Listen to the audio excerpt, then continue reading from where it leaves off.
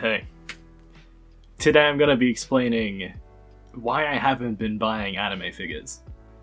It feels kind of weird because, this is what my entire channel is about.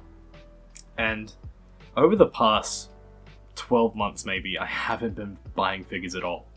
Aside from maybe the 2 videos I filmed where I go and buy stuff, I haven't bought anything. I do these Ami recaps every single month. I've been over what must be hundreds of pre-orders at this point, and I just don't buy them. Now that's not out of disinterest because obviously I'm still making videos. I still do the Ami recap every month. But I feel like I'm betraying everyone a little bit because I haven't been buying figures. And as much as I love to join in on the whole, oh my wallet is getting crushed and slammed by all of these pre-orders, it's not how many scales have I bought in the last 2 years? 2 maybe? So the first point, which is maybe the biggest factor for me, is that I stopped watching seasonal anime back around the start of 2020. I think I just really got burnt out with it. I wasn't having that much fun with seasonal anime before that. And then since I've stopped watching seasonal anime, I haven't watched anything.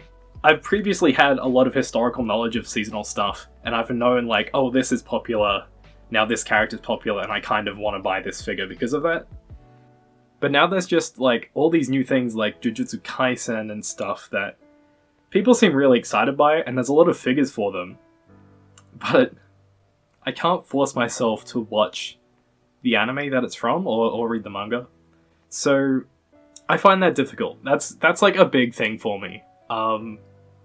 While I like collecting things, if I don't have that attachment to it, it makes it so much harder for me to want to go out and buy something. If you compare my reviews of figures from this year to when I first started the channel, I think I've maybe done 5 or something this year. Whereas when I started, I did 40 reviews or something? And those were all new figures coming in every single week. I was buying something.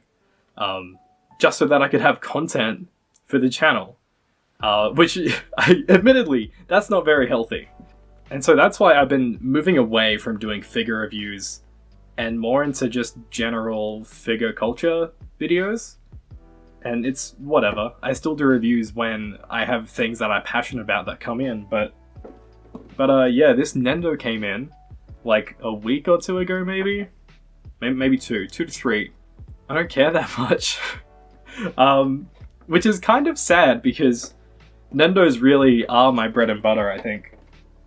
So I guess this leads into my second main point, which is every time that I bought a figure, I felt like I needed to make a video on it to justify buying it. Before I was monetized, it was oh yeah, I'm just doing this for me. But now that I'm monetized and I can actually put money towards buying figures to review, I especially feel the need to be this money needs to be reinvested into the channel. I think that's just hard on me sometimes, especially when I'm buying something for the sake of buying it, and not because I'm absolutely in love with it. I had fun making the Riser video, which was my last review, but God, just doing another Nendoroid review, it's gonna kill me. For that little 3 or 4 minute video, there are so many hours I have to put into that to get it to that point. Filming takes a few hours because I'm just so slow at it. I have to write a script, I have to edit the whole thing. And so buying a figure, it's something that comes with a lot of baggage for me.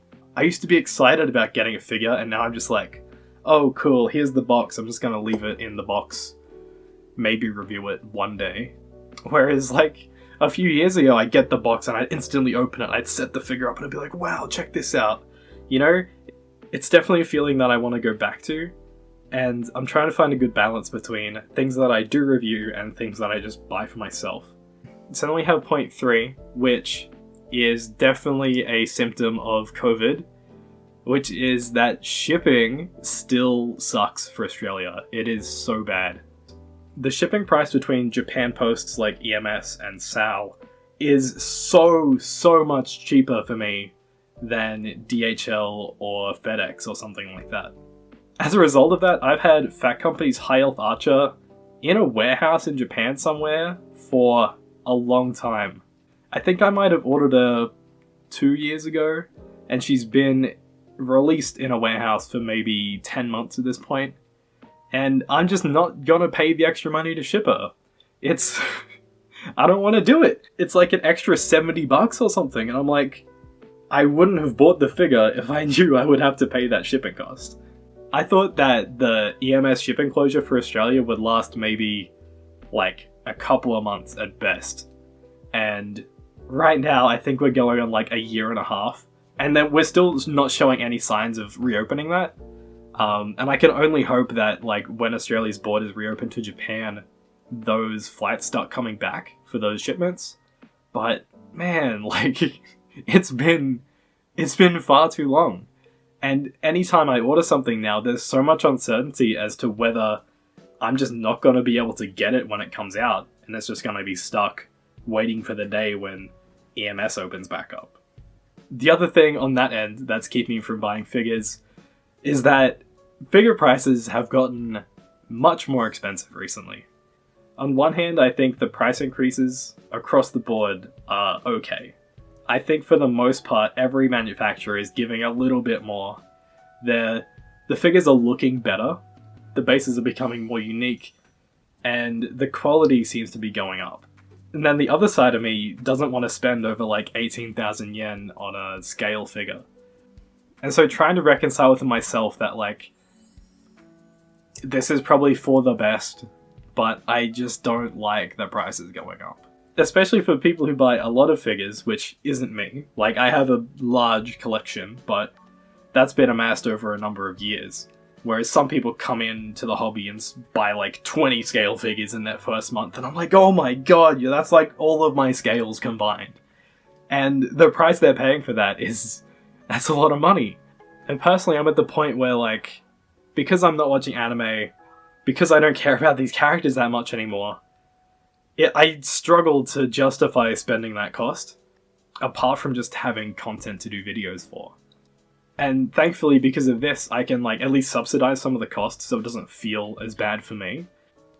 But just in general for me, the price of things nowadays just seems like a bit of a turn-off. Especially when we have companies like Eastream making figures for like 600 Australian dollars, and I'm like, what world are we living in where like you add like a few bits of extra plastic to something and suddenly it's $600 instead of like 200 or 300. And then I guess for my last point, I'll talk about something more strangely positive about this whole thing. Which is that as these prices have increased, as more manufacturers have come into the market, I feel like there's too much choice these days. Like, there's too many good figures, and there's too many of them that I want to buy. You've got Apex doing a lot of great stuff, you've got Mythos doing a lot of great stuff. You know, I always love Good Smile, I always love what Alta's doing. I've really started liking Fat Company recently after I got Tamamo back here. And as I've been doing Ami Recap for the last year, I've seen a lot of figures that I necessarily wouldn't have usually seen if I wasn't doing that. And a lot of them I do want to buy. And making the decision of what to buy is really hard for me. Like, if you watch my last shopping video, I just had so many things in my cart and I was just removing them for all the reasons I've said previously. But the reason there was so many things I wanted to buy in the first place is definitely an issue of too many good figures. I think now more than ever we're seeing some of the best and most creative figures that we've ever seen. And maybe what surprised me the most is how well priced and beautiful looking figures from Chinese manufacturers are, like Mythos and Apex. And I'm really happy that those brands have now come to the forefront of my eyes and I think a lot of other collectors. But I don't personally have any prior experience with them, which makes buying something from them all that more daunting. Like, what if I get a bad one? And that nearly happened with me with Mythos's Consort U, which was one of the only figures I pre-ordered last year, or this year. What year was it? I don't remember. She came out, people online hated her, and then apparently Mythos ended up, like, recalling her. Out of fear, I just cancelled my order. I'm like, I don't want anything to do with that. But apparently Mythos are taking them back and fixing them all, so Maybe I shouldn't have done that and I should have just trusted them. But I really do want to get back into buying scale figures. I think they're so much more interesting and fun to review and fun to talk about. I've talked about Nendoroid stuff for far too long. And there's too many of them. They're all just blending together in my mind. I need a break from Nendos, I think. Oh, mystery point number 6. I just remembered. My other concern was that I don't have any space anymore. As you can see from the background, I've filled everything as much as I can. And space is a huge issue for me. So when I buy something now, it's okay, I have the money for it. I like this figure. Where am I going to put it? And I don't really want to pack up any of my existing ones. I don't really want to sell them. I know people will always comment on my video of my regret figures and be like, oh, I'll just buy it, I'll take it. I'm like, I'm not giving it away. Just because I regret it doesn't mean I don't want it. I'm keeping them. I'm a collector, I'm a hoarder. That's why I bought them. So, storage and everything is an issue. And it has been for me for a few years. But I've been able to cram stuff together. I've consolidated my room as much as possible. But I'm really at the point where not much else is gonna fit in here. I feel like if I had space to fill with figures, I would be much more inclined to buy some. So that's 6. I hope I've counted correctly throughout this whole video. 6 reasons why I haven't been buying figures recently. You know, I want to buy some more figures. It's just all of those reasons compounded together just forces me into a situation where I'm not doing it. So that's not to say that I'm gonna be out of the hobby. I'm definitely gonna just keep doing what I've always been doing and what I've been doing with this channel. But if you've been looking at my back catalogue of videos and stuff, and you've seen this change into what I've been doing recently, maybe this explains why.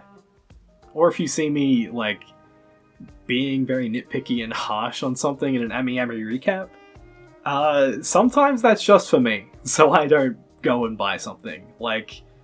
Being very nitpicky about things is how I can convince myself to not spend that money when I really don't need to. And so that helps me, but I know some people are like, well, why do you hate figures? I don't. I like figures. It's just, I can't have them all. And that's the issue. So I hope that this video has been fun, enjoyable, chill, whatever you were hoping to get out of this. And I want to just keep talking about figures. I want to keep this conversation open. I want to make more videos like this. So if you've enjoyed this format, let me know by a comment, liking a video, and subscribing to the channel. And then I'll know to keep doing this, or maybe no one likes it and I'll just never make another one. Please tell me you like it. But that's it for now. This has been the Ando Experience, and I'll catch ya in the next one. Bye!